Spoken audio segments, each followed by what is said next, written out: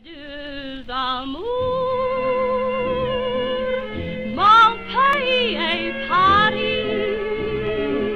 pareil toujours, mon cœur est ravi.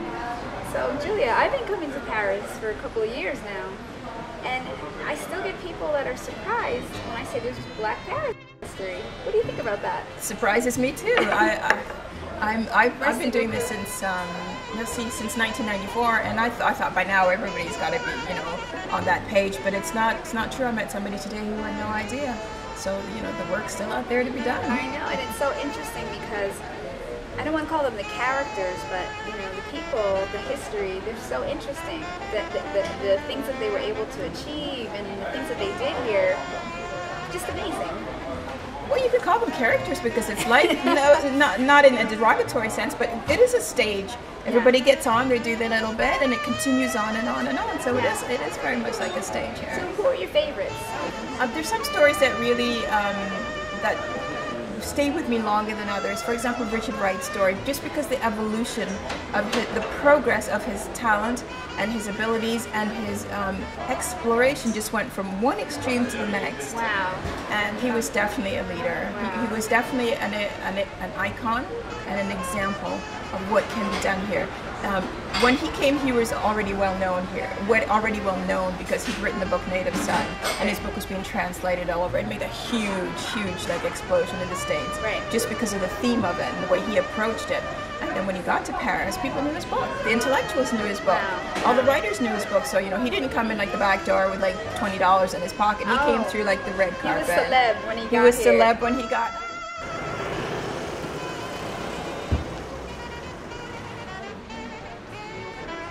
We're here at this place called Cafe Tournant.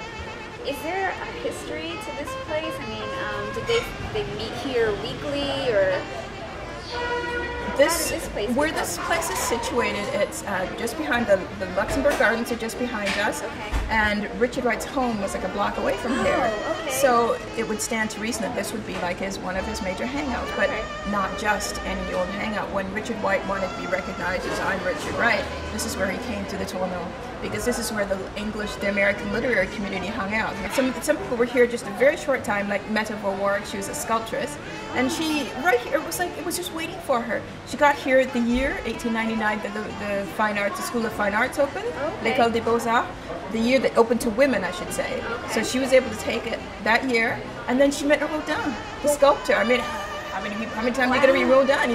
He looked at her work and he says, "Madam, you an artist. Well, got a glow. You go all the way back to the States, Chester Himes used to come here and read him here. James Baldwin probably popped in from time to time. William Gardner Smith used to come here. Was it Richard Gibson? Was the life here for the writers, was it difficult? Like, were they getting paid while they were here? Were they living off their publishing? Some were. Some lived, like for example, Chester Himes. He started writing detective novels in the 1957. He won a major literary prize for detective novels, and for the book that became the film A Rage in Harlem, the movie. So he was living all right. I mean, he moved from like the rooming house, and he went over to the Saint-Germain-des-Prés, and he was up on the top floor, and he was all that with his big car and his fancy old clothes. Were there any other literary awards that he won, or other people won? Well, Chester Himes won the 1957 Literary Award for detective novels. He'd written for a série noire for Gallimard. Other literary novel? I don't know of any, but I certainly know that James Baldwin got the Legion of Honor. That's pretty big news. Wow. That is pretty big. So did Barbara Chase Verboe. She wrote Sally Hemings. Yeah. Well, Josephine Baker got that Legion of Honor as well too. Henry O. Tanner got it. Wow. And his painting, Henry O. Tanner's painting, was bought by the Luxembourg Galleries, which is literally just behind us here. And I see you have some pictures here. These pictures are right from this cafe, the Cafe Tournant. So there's a picture here in the cafe of Duke Ellington and Beaufort Delaney, who's a painter here, who also died in Paris here. There's another picture of Beaufort Delaney on the right-hand side. Wow. You know what? It looks like they're sitting right here. Because there's the trees behind us. Yeah, well, you know what? That's what I'm going with. Hey, all right. That sounds like looks good. Very good. And I think there's another picture here from the Wall Street Journal, the weekend edition. Wow. Of it's a group of writers and editors that used to, that founded the magazine called the Paris Review, and it's still going today. Wow. So you have all of them here. And so this is like a mixed group of people. Yep, that's right. So you have the blacks and the whites working together here. There's William Gardner Smith, a journalist who used to work for Agence France Presse, and he went to cover the Algerian War. Oh, okay. Yeah, he wasn't allowed to really talk about it in public, but he covered it as well. That's great. James Baldwin, it says here. Yeah, but there's women, there's men, Yep. and it looks like there might be an Asian person. Yeah. So it looks like here in France, people were able to work together, where in the United States, they weren't. And when the Americans came here, like for example, white Americans came here, they dropped that. Quite often they dropped that, right?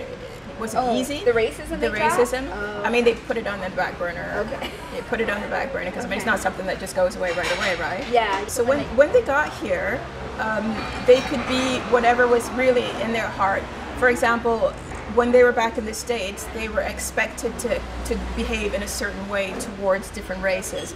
So they could, so it was expectations from their families, from their friends, from their workers. But when they got here, that wasn't there anymore. That structure wasn't there anymore. So then they could be whatever they really wanted to be. And they could make good friendships. Yeah, I think in the U.S., in the context of my experience in the U.S., things matter, like where do you work, you know, how much money do you have, what kind of car do you drive.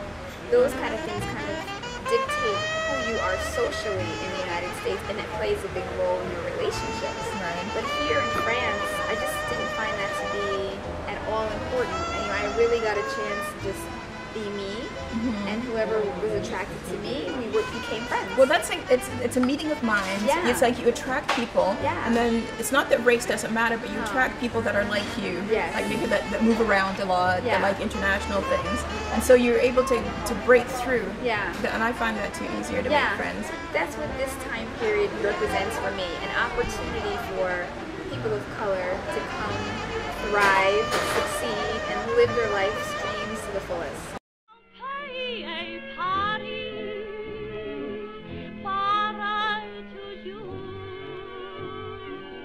Mon cœur est ravi.